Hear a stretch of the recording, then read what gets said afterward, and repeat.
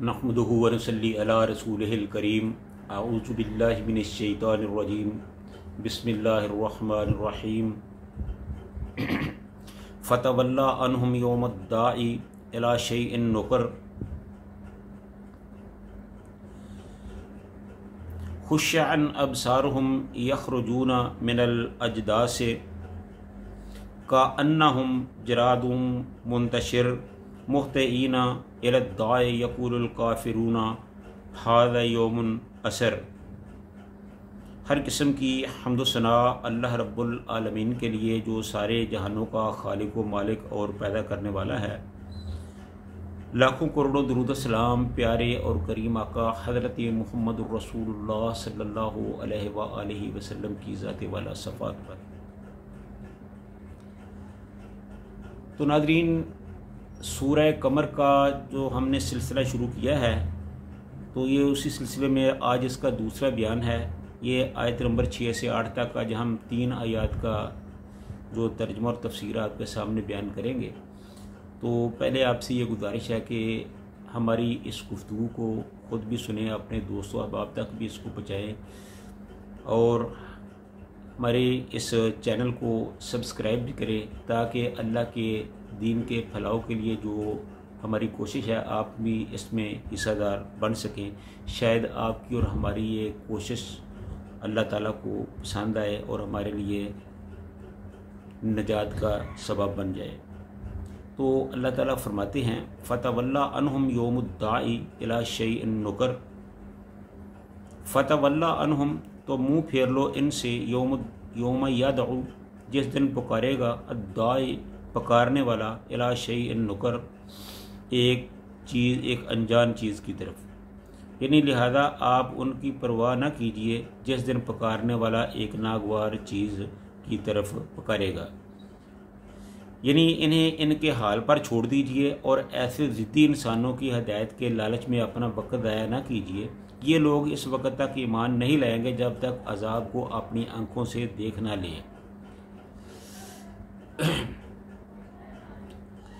तो ये बात इनके लिए बिल्कुल अनोखी होगी, जिसका इन्हें ख्वाब ख्याल तक ना होगा कि इस तरह इन्हें ज़िंदा करके हिसाब किताब के लिए पेश होना पड़ेगा।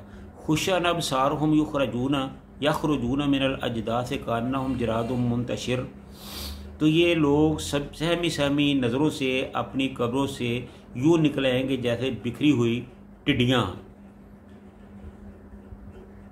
यानी कब्रों से मुराद सिर्फ वो कब्रें नहीं जहां इन्हें दफन किया गया था, इन कब्रों के तो नामो निशान तक बाकी ना रह जाएंगे, बल्कि यहाँ कब्रों से मुराद वो मकाम है जहाँ किसी इंसान के जिस्म के ज़र्रात खाक में मिले हुए होंगे और कब्रों से निकलने के बाद इनकी निगाहें सहमी होने की दो वजूह हो सकती हैं।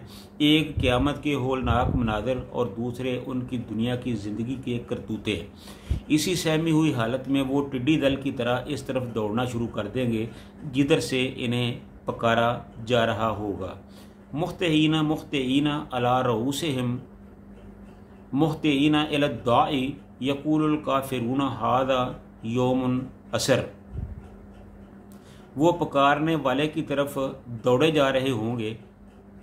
इस दिन काफिर कहेंगे कि ये तो बड़ा ही कठिन मरला है। क़यामत की होलनाकियों और दहशतनाक मनाज़र देखकर इन्हें यही फ़िक्र लाहिक होगी कि देखिए आज इन पर क्या गुज़रती है। जब ये अपनी कब्रों से बाहर निकलेंगे तो ये खुले मैदान की तरफ, यानी मैदान माशर की तरफ दौड़ लगाना शुरू कर देंगे और दौड़ते दौड़ते वो मैदान माशर में पहुंचेंगे और आगे अल्लाह ताला ने वहाँ मीज़ान का, हिसाब किताब का जो वो एक इंतज़ाम कर रखा होगा और उनको देखकर, उस माहौल को देखकर उनकी आंखों में मज़ीद दहशत फैल जाएगी कि अब ये हमारे साथ क्या होने लगा है।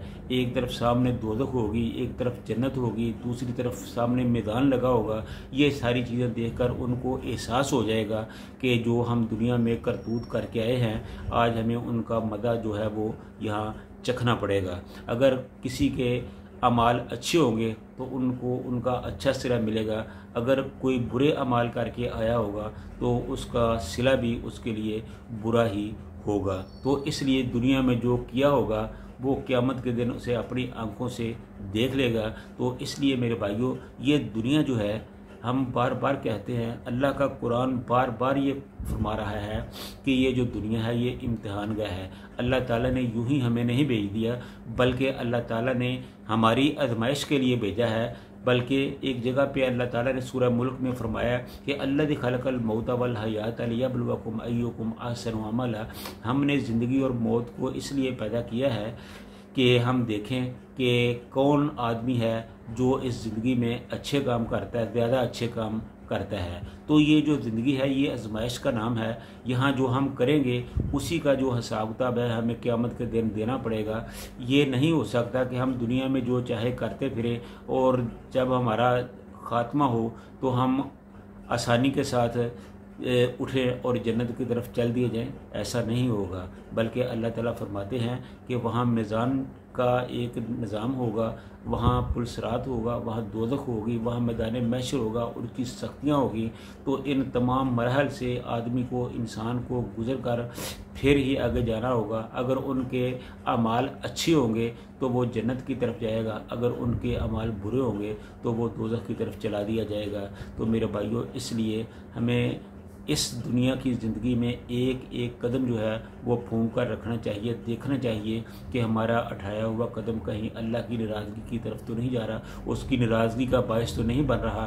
तो हमें ज़िंदगी का एक एक लम्हा जो है उसे सोच समझ कर अल्लाह की रज़ा और खुशनुदी के लिए गुजारना चाहिए। अल्लाह ताला हम सब को नेक अमाल करने की तौफ़ीक़ अता फ़रमाए और बुराई वाली ज़िंदगी से अल्लाह ताला हम सब को महफूज रखे। व आखिर दावाना अनिल हम्दुलिल्लाहि रब्बिल आलमीन।